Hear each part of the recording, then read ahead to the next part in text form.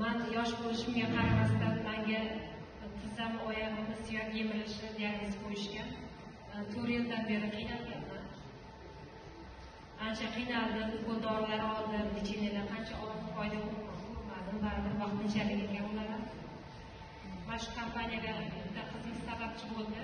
Ishxonamizda o'zimizga kelyapman. Rahmat ularga, sababchi bo'lganlar. Avvalambor Allohimga keldim, shu yerdan ishdan o'tkiga chiqdim.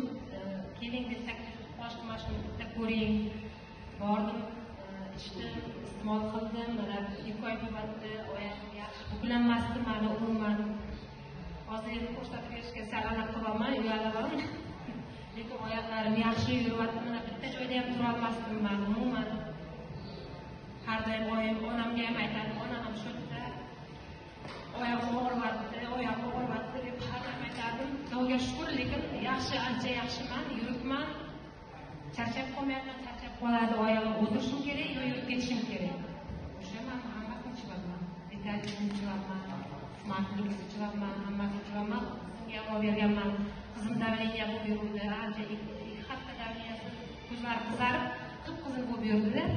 Keyin o'zimdagi natijani sezib boshlagandan keyin qizimga olib berdim. Dori-dorman qilmasdan.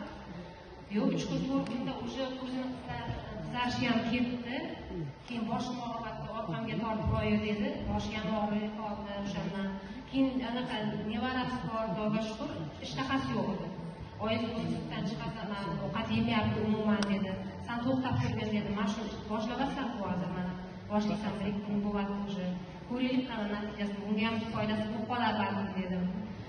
Keyin yo'q, 1 haftadan keyin unga ham o'sha oyim ovqat oldiga qo'yaman, qoshiqga qo'yaman, o'zi ovqat yeyapti dedi. Sutdan boradi deb baribir. Mana shunaqa natijalar ko'ryapti. Rahmat.